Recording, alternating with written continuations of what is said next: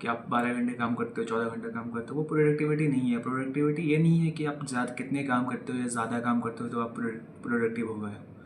कितने कम एनर्जी में कितने अच्छे काम कर सकते हो, मतलब एनर्जी मैनेज करना और आउटकम ज़्यादा लाना, इसे प्रोडक्टिविटी कहते हैं, समझ रहे हो।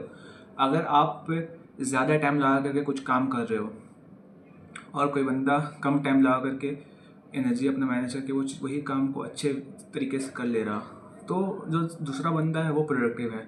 आप भी काम कर रहे हो, अच्छे कर रहे हो, लेकिन आपने टाइम ज़्यादा लगाया, तो आप प्रोडक्टिव नहीं हुए भाई, समझ रहे हो। तो आपको ये समझ लेना है।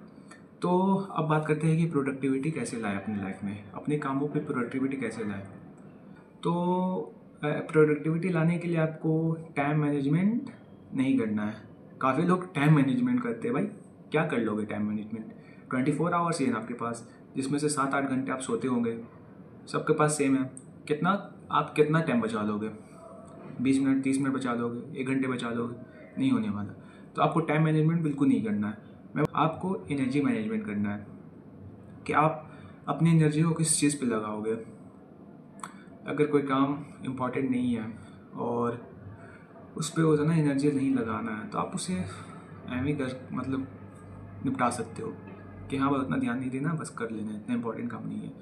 लेकिन कोई काम बहुत ही इम्पोर्टेंट है जिससे आपका घर चल रहा है, या फिर कुछ ज़्यादा इम्पोर्टेंट है जिसके आपका पूरा करियर टिका हुआ है, तो आप उस पर एनर्जी आप कर सकते हो, या अपने वर्क पे आप अपनी एनर्जी को लगा सकते हो और उससे और कम कम टाइम में आप निकाल सकते हो, तो वो प्रोडक्टिव हो गया है। तो आपको टाइम मैनेजमेंट वाला जो जितना भी ये है, आपको उससे बाहर निकलना और आपको एनर्जी की अपनी मैनेजमेंट करनी है। आप अपनी एनर्जी को कहाँ पर लगाओ, कहाँ पे नहीं लगाओ।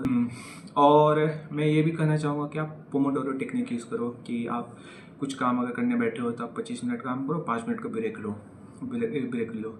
आप 1 घंटे काम कर रहे हो तो 50 मिनट काम करो, 10 मिनट का ब्रेक लो। क्योंकि पोमोडोरो टेक्निक जो है वो रिसर्च ये साबित करती है कि अगर आप पोमोडोरो टेक्निक यूज़ कर रहे हो तो आप जो आप नेचुरली जो फटीग आपकी आती है, कुछ ज़्यादा आप काम करते हो, जो बर्नआउट होता है, आप उससे वो मतलब पोमोडोरो टेक्निक की वजह से वो काफ़ी कम हो जाता है या बिल्कुल नहीं होता है, समझ रहे हो।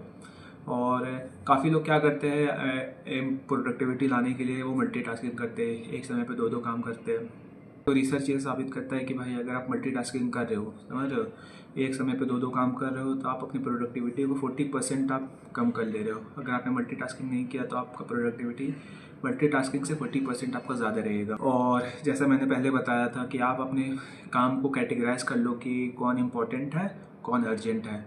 जो अर्जेंट है आप उसमें टाइम लगा के उससे जल्दी कर लो, जो इम्पोर्टेंट है वो आप थोड़ा लॉन्ग टर्म में क्रिटिकल थिंकिंग और टाइम अपना उसमें ज़्यादा लगा कर उसी को कंप्लीट कर सकते हो। तो आपको इम्पोर्टेंट वर्सेस अर्जेंट में आपको कैटेगराइज कर लेना अपने काम को। लास्ट जो चीज़ है वो ये है कि आपको प्लानिंग करनी है। आपको वीकली आपका जो भी काम है आपको उसको प्लान करना है और आपको फोड़ देना है पूरा। और ये 3-4 चीज़ें जो आपको फॉलो करनी है और आप अपने लाइफ में फोड़ो तोड़ो, जो करना आप करो। So that is for the today, see you soon letter.